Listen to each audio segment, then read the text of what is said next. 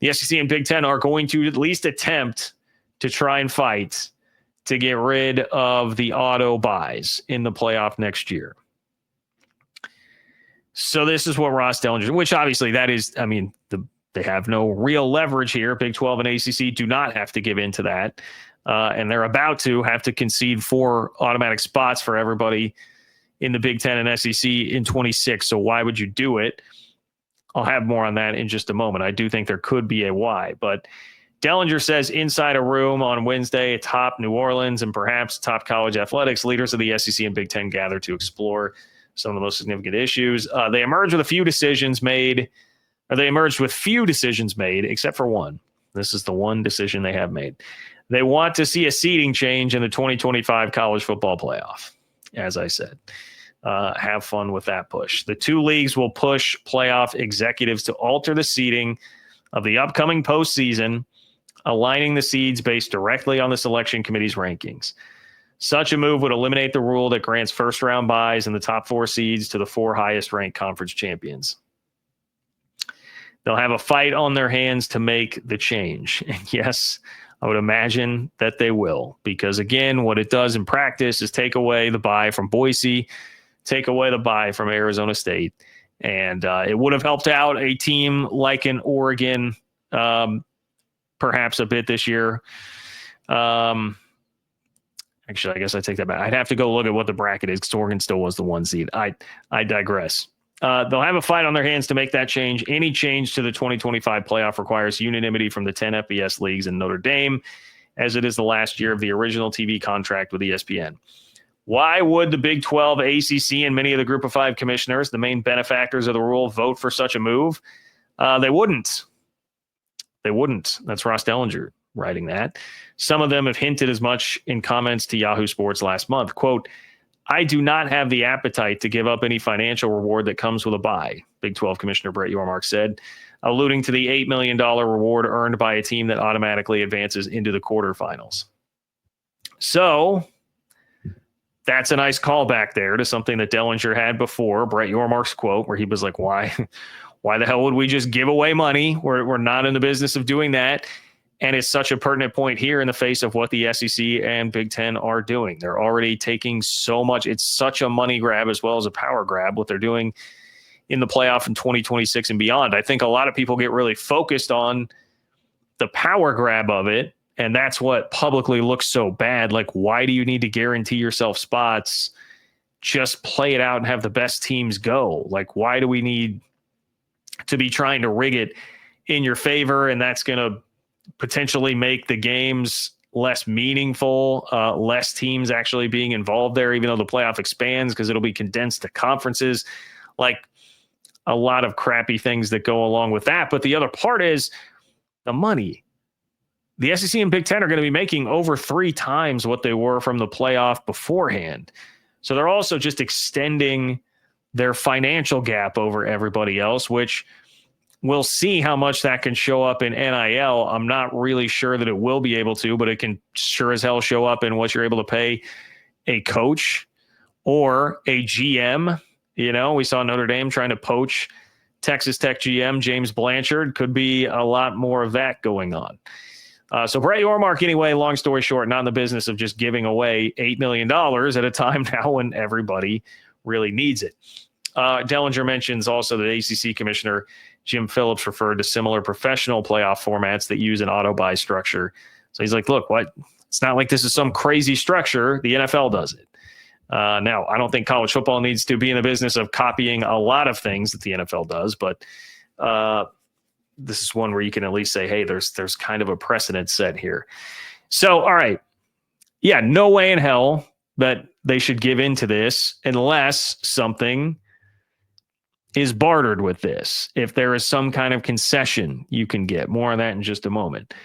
Also, it's just one of those where you just have to be like, man, the ball's on you guys to do this. After what you're already doing, what we know is now coming through the reporting, what we know is coming for 2026 and beyond, and you've gone through an entire week of that getting blasted again because that leaked last year that was a desire of the SEC and Big Ten to get 4 auto bids apiece.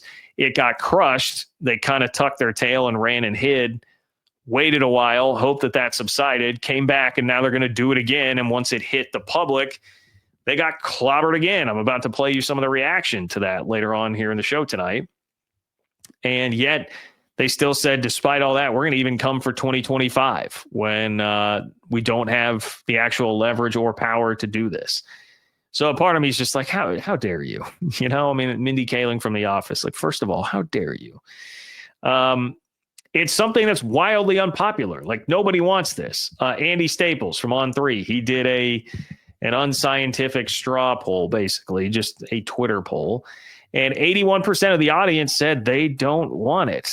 Like, they do not want this version of the playoff. They would prefer either what was already had or just going to hey, no auto bids, rank them, throw them in there. Even Pat Forty, Stuart Mandel, lots of national guys who have been more in the corner. Like, we hated Stuart Mandel during the July 2021 era with what he was writing about the Big 12, stepping on the smaller brands. He was like, look, what are you guys doing? Like, this is going to be bad, all these moves that you're making. And yet they're still rolling forward with all of this. I do think there's not a very good chance that this happens. And a part of that can be even traced back to comments that Greg Sankey, SEC commissioner, made on the Paul Feinbaum show last week when he said he does think it's a long shot to happen. So even he basically admitted to Feinbaum, like, yeah, you know, there's not a whole lot we can do. And Feinbaum has been one of the people that has pushed for this the most, like, that most wants to see a change for 2025 because, you know, how dare anybody give Arizona State a bye when they should have beaten Texas anyway. And speaking of that happened in this current format. It's not like that created some crazy, awful scenario that gave us two drastically non-competitive games. I mean, Penn State, Boise was pretty competitive, and then Arizona State should have beaten Texas. You know, it was one play and or one bad call away. So I don't know, man.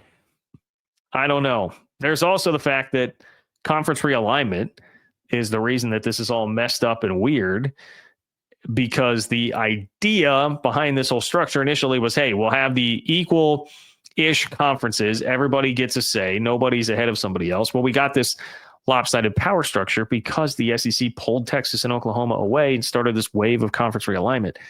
So just take your medicine, man. Like, for a year, I guess it would be 2, last year and this year with the playoff, just take your medicine. You're going to get everything you want next year. You wrote into the next contract that you guys are the czars and everybody else has to bow down to you and you get the ultimate decision-making power. For 1 year, please just accept the consequences of your own actions and possibly take it in the shorts a little bit. We'll see if you even really would be, but possibly for just 1 year. You know, I mean, down in the South, right? I thought in the South, we're really big on, you know, nothing's handed to you. Hard work, deal with the consequences of your actions, be a man. Doesn't really seem like that with the way that the SEC is acting about all of this. Just wanting things handed to them because. Does not really seem to fit the cultural vibe there with what's going on in the SEC. Now, the one thing I would throw out here to finish my thought on what could the Big 12 possibly get out of this, or the ACC possibly get out of this? Like, is there any room to negotiate? I don't. The problem is I don't know, like, what exactly you would get out of this, because the chip that you have is a change that would last for 1 year. So if you're trying to make that turn into some sort of tangible change for the 6-year playoff contract that's going to start in 26, I don't know what the SEC and Big Ten would actually be willing to give up. I can't imagine that it would be much. So I understand the idea that people would have of, like, well, you know, I guess you can come to the table and be like, all right, yeah, fine. You want to bully your way into that? We'll give you that, but you better give us X, because it sure as hell is not going to be, you know, you guys only take 3 auto bids. I mean, that's a 6-year thing. So much more,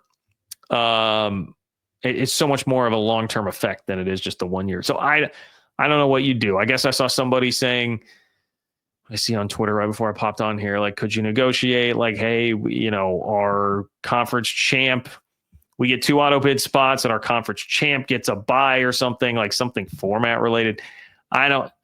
Maybe I have my doubts though. But maybe there's something there. I don't know. Brett Yormark seems to be a pretty good negotiator. Maybe he can figure something out. We shall see. But they just keep pushing, man.